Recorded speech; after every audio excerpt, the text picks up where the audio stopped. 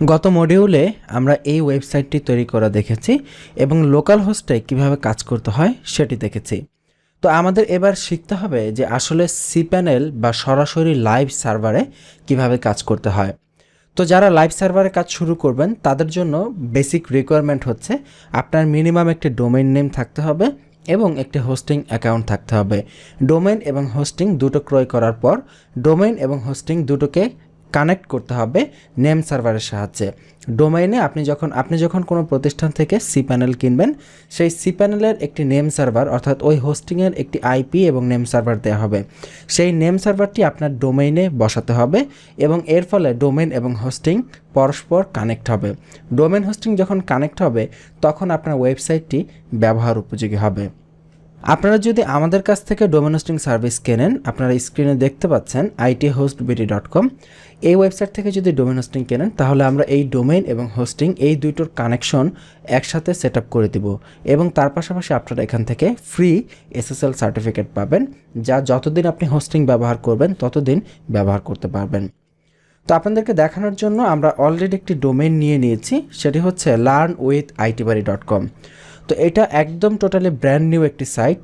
এখানে আমরা SSL active করেছি এবং এখানে আপনি যখন এরকম ফার্স্টলি কোনো একটি ওয়েবসাইট আপনি কিনবেন, একটি ডোমেইন এবং হোস্টিং, সেই ওয়েবসাইটে গেলে দেখবেন এরকম ইন্ডেক্স অফ লেখা আসতেছে। তো যে কোনো ডোমেইনে যে কোনো সিপ্যানেলে আপনি যদি লগ ইন করতে চান, এখানে অনেকে হয়তো জানেন না সিপ্যানেল কি। সিপ্যানেল হচ্ছে আপনার হোস্টিংয়ের কন্ট্রোল প্যানেল, যেখান থেকে আপনি আপনার পুরো হোস্টিংয়ের সব কিছুকে কন্ট্রোল করতে পারবেন। এখন আপনার মাথায় অনেকের প্যাচ লাগতেছে যে আপনি এতক্ষণ দেখলেন যে ওয়ার্ডপ্রেস দিয়ে একটি ওয়েবসাইট কন্ট্রোল করা হয়, তাহলে এখানে আবার সিপ্যানেল কোত্থেকে আসলো? সিপ্যানেল হচ্ছে এই যে আমরা জ্যাম্প সার্ভার ব্যবহার করেছি না, যে জ্যাম্পের ভেতরে অ্যাপাচি আছে, PHP আছে, তো এইটার যে বেসিক কন্ট্রোলটা অর্থাৎ ওয়ার্ডপ্রেস যেখানে ইনস্টল করেছি সেটা ছিল আমাদের জ্যাম্প সার্ভার অর্থাৎ লোকাল সার্ভার।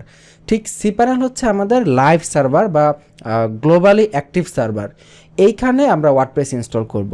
বলতে পারেন আপনার লোকাল কম্পিউটারে জ্যাম্প যে কাজ করে, ঠিক লাইভ সার্ভারে সিপ্যানেল সেই কাজ করে, ইভেন তার থেকে আরও অনেক বেশি কাজ করে।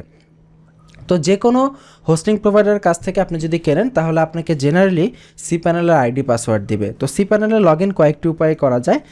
সার্ভারের উপর সার্ভার টু সার্ভার এটা ভ্যারি করে। সাধারণত আপনার ডোমেইনের নাম .com শেষে 2082 লিখে এন্টার প্রেস করলে সিপ্যানেল লগ ইন চলে আসে, অথবা আপনার ডোমেইনের নাম .com/cpanel লিখে এন্টার প্রেস করলেও লগ ইন পেজ চলে আসে এবং এখান থেকে লগ ইন করে নিতে হয়।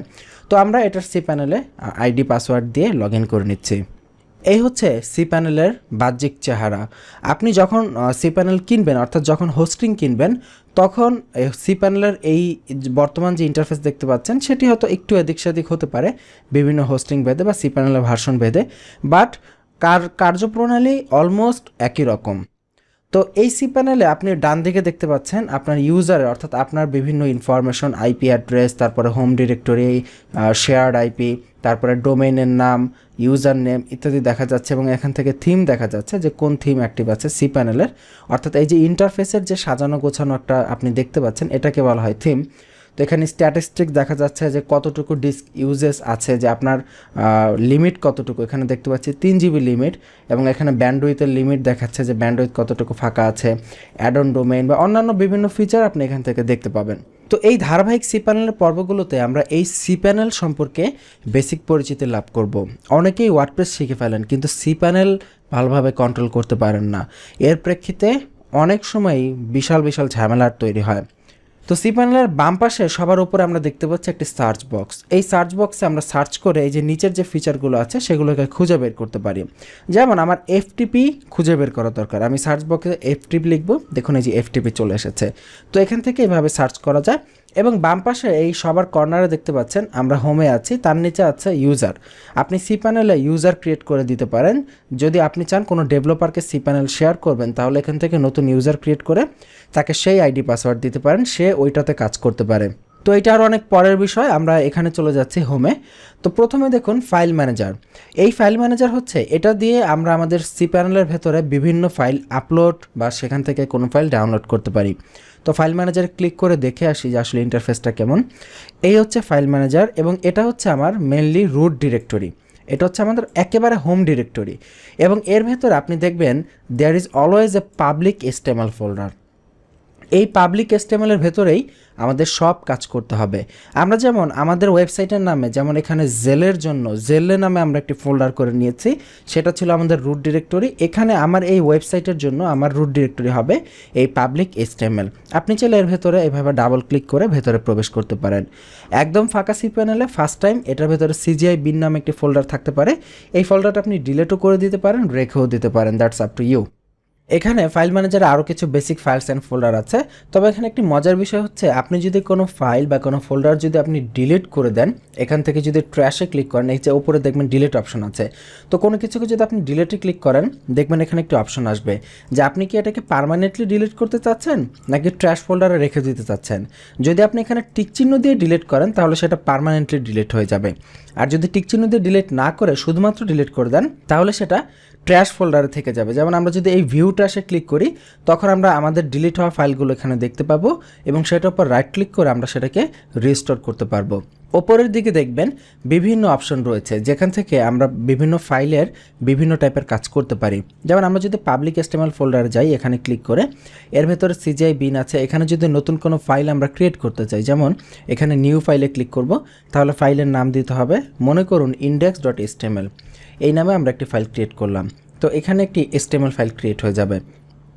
এখন আমরা বলেছি পাবলিক HTML হচ্ছে আমাদের রুট ডিরেক্টরি, তো রুট ডিরেক্টরির ভিতরে যেটা আমরা দিব ইন্ডেক্স নামে যেটা থাকবে সেটা হতে পারে index.php বা সেটা হতে পারে index.html।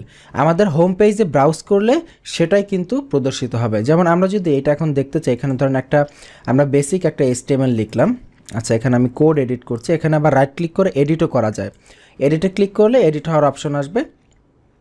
এখান থেকে আমরা নোটপ্যাড প্লাস প্লাস ওপেন করি, নোটপ্যাড প্লাস প্লাস দিয়ে আমরা সহজে HTML5-এর একটি ডকুমেন্ট ক্রিয়েট করি। এখানে মনে করুন আমরা হেডিং 2 দিলাম, দিস ইজ আওয়ার হেডিং, পুরোটাকে কপি করে নিয়ে আসলাম, কপি করে এখানে পেস্ট করে দিলাম জাস্ট কাজ করতে সুবিধার জন্য, চলে আসলো। এবার আমরা learnwithitbuddy.com এইটাতে যদি ভিজিট করি এবার দেখব আমাদের সেই HTML ফাইলের ভেতরে শুধুমাত্র একটি হেডিং ছিল, হেডিংটা এখানে প্রদর্শিত হচ্ছে। তার মানে এই পাবলিক HTML-এর ভেতরে আমরা যে ইন্ডেক্স ফাইল দিব সেটাকেই পাবে। তো আমরা যে ওয়ার্ডপ্রেস ব্যবহার করব সেই ওয়ার্ডপ্রেসের ফাইলগুলো এই পাবলিক HTML-এর ভেতরেই আমাদের রাখতে হবে। তো এই হচ্ছে ফাইল ম্যানেজার নিয়ে বেসিক। আমরা কোনো ফাইলকে এখান থেকে রিনেম করতে পারি ক্লিক করে, অথবা রাইট ক্লিক করে এখানে ডিলিট, চেঞ্জ পারমিশন, রিনেম ইত্যাদি বিভিন্ন অপশন নিয়ে আমরা কাজ করতে পারি। তো এরপরে আরও অনেক অপশন আছে, ম্যাক্সিমাম অপশনগুলোই প্রয়োজন হয় না। এখানে যে অপশনটি দেখতে পাচ্ছেন এটা হচ্ছে অত্যন্ত ইম্পর্ট্যান্ট একটি অপশন, ব্যাকআপ। এই ব্যাকআপ কিন্তু শুধুমাত্র আপনার যে ওয়ার্ডপ্রেসের ব্যাকআপ হবে এমন না, এটা হচ্ছে টোটাল cPanel-এর A to Z যা কিছু আছে তার সব কিছুর ব্যাকআপ এখান থেকে আপনি জেনারেট করতে পারবেন।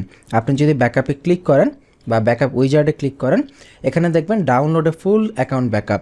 আপনি যখন এখানে ক্লিক করবেন তখন এখানে ফুল অ্যাকাউন্ট ব্যাকআপ, এখানে জেনারেট ব্যাকআপে ক্লিক করতে হবে, তাহলে পুরো অ্যাকাউন্টের একটি ব্যাকআপ প্রথমে তৈরি হবে এবং পরে আপনি সেটি ডাউনলোড করে নিতে পারবেন।